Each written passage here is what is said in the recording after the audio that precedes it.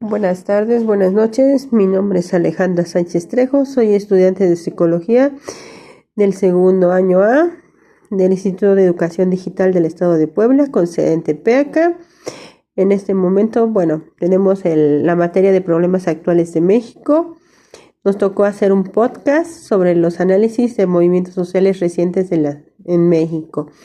En lo personal, pues yo decidí hablar acerca del EZLN, que es un movimiento el cual pues tiene sus orígenes desde hace mucho tiempo, aproximadamente desde los años 60. Y pues bueno, cuando estuve analizando, saqué datos de este movimiento zapatista, me hizo recordar el hecho de una caricatura de Disney, perdón por decirlo, pero tiene demasiadas similitudes. La diferencia entre estos movimientos que han surgido por ¿cómo se puede decir? Por la sublimación de los pueblos indígenas, por la discriminación que sufren, pues es muy similar a la que vi en aquella película, ¿no? Con la diferencia de que en la película los pueblos, los oprimidos, pues ganaban a su autonomía, se les respetaba y pues no había, al menos en la caricatura, no había sangre como tal, no había personas las cuales salieran lesionadas, salieran quemadas como en este caso. Pues bueno, vamos a iniciar, ¿no? Mi análisis comienza, dice, el análisis de los movimientos que han surgido en México, los cuales han sido las causas y las consecuencias de los mismos. En el ámbito decidí hablar del movimiento zapatista del EZLN de 1994. Bueno, en inicio se debe entender que este movimiento surge debido a la sublimación de los pueblos indígenas, al doblego, al rezago y discriminación que sufren y se remontan desde la época de la conquista española, pues al despojo territorial que los indígenas sufrieron, su explotación, su subordinación política, sus condiciones de pobreza y la marginalidad extrema, entre otras tantas, ¿no? De acuerdo con esta interpretación, este orden opresivo es la causa por la que los indígenas se han sublevado una y otra vez a lo largo de la historia y que obviamente los van a seguir haciendo hasta emanciparse por completo, ¿no?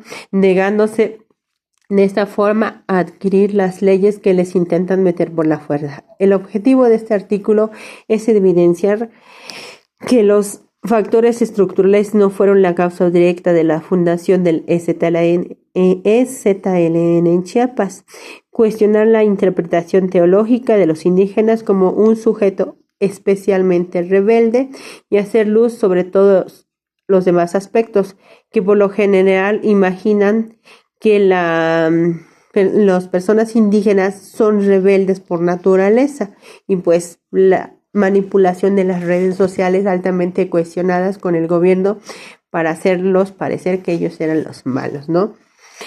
Más que nada la violencia que el Estado estaba ejerciendo sobre ese tipo de movimientos de autodefensa. Bueno, vamos a comenzar. Dice que las causas de la formación del EZLN no solamente viene de ahorita, sino que viene de la década de los 60, como bien yo lo decía, en el siglo XX.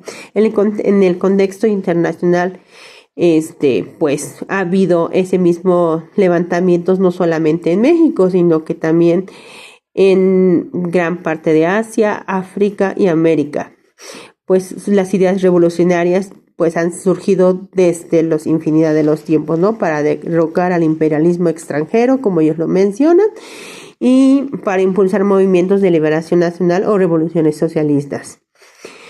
Dice que el FNL, que fue digamos que la madre o la matriz del EZLN, se fundó en 1969 en la ciudad de Monterrey, Nuevo León, como una organización político-militar de inspiración castrense y guerrerista como el Che Guevara, cuyo fin era tomar el poder político para instaurar una nueva República Popular Socialista.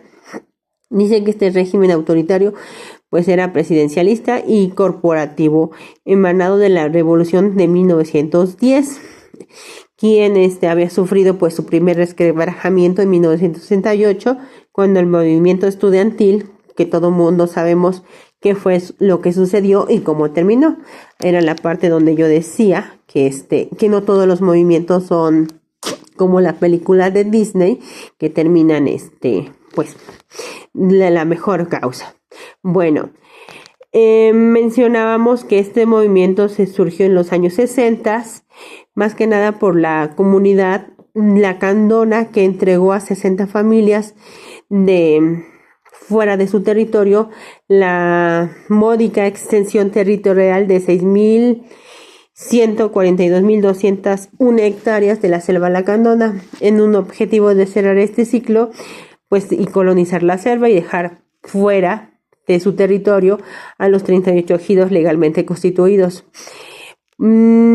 Al gobierno no le importaba el hecho de que esos ejidos tenían dueños, sino que ellos querían por la fuerza dar esas hectáreas a empresas extranjeras, a corporativos y a compañías para explotar la madera que en ese momento se encontraba.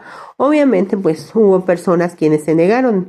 Hubo 21 ejidos que sí aceptaron la reubicación, y pues los otros restantes obviamente no lo permitieron. Desgraciadamente, para reprender esa situación, en 10 de junio de 1977 se desencadena una represión de gran magnitud, donde la 31 zona militar, ¿cómo se llama? Las personas que tenían fincas, policías, mataron, hicieron como un ataque armado, y pues obviamente de ese ataque más de 200 personas fueron detenidas, un saldo rojo fue bastante alto, varias docenas de muertos, muchísimos heridos.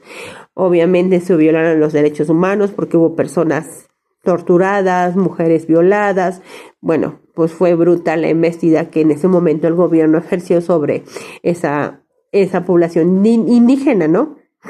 En este caso, pues, como tal, fue donde, digamos, que se siembra la semillita para que no solamente se fundara la FNL, que lo que mencionaba yo era la matriz o la madre del EZLN.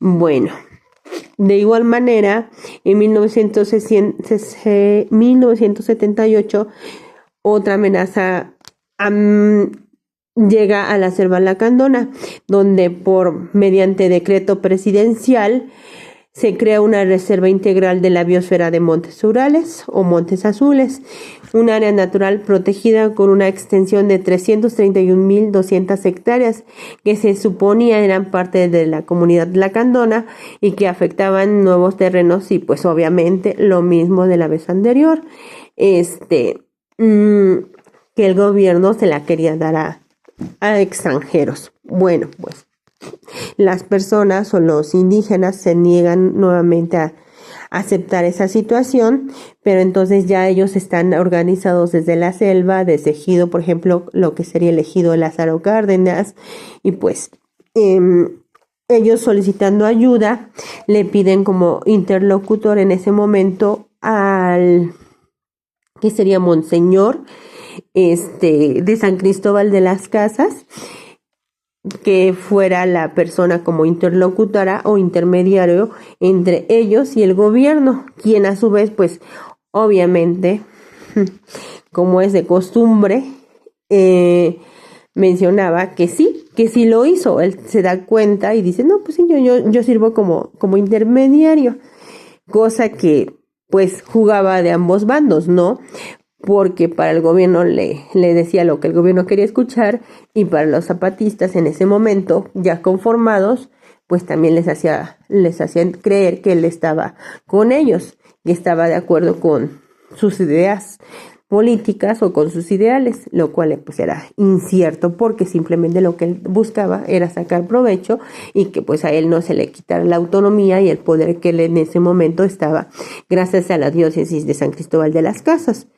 Pues bueno, en ese momento pues salen demasiados subcomandantes o personajes como la comandante María, como el subcomandante Marcos, quienes se encuentran hacen como los primeros campamentos y empiezan a tomar ciertas colonias por la fuerza, bueno, primero por la fuerza y ya después empezaron a hacer a los pobladores que combinaran o concluyeran con sus ideales que ellos tenían. Como en todo, pues no todos los pobladores compartían los ideales, había personas que sí, había personas que pues no estaban de acuerdo. Bueno, pues continuando en ese entendido, el objetivo del EZLN era tener un acuerdo con el gobierno, quien en 1994 se hace a la luz, y pues el gobierno lo que hace en ese entonces fue mandar a policías, a Sedena. Fueron aproximadamente 15 días, los cuales el gobierno persigue a los, ¿cómo se llama? A los guerrilleros, que en ese momento ellos estaban y decían que era como una amenaza para la sociedad, cosa que era completamente diferente. Simplemente no daban a entender que había un trasfondo en el entendido eso.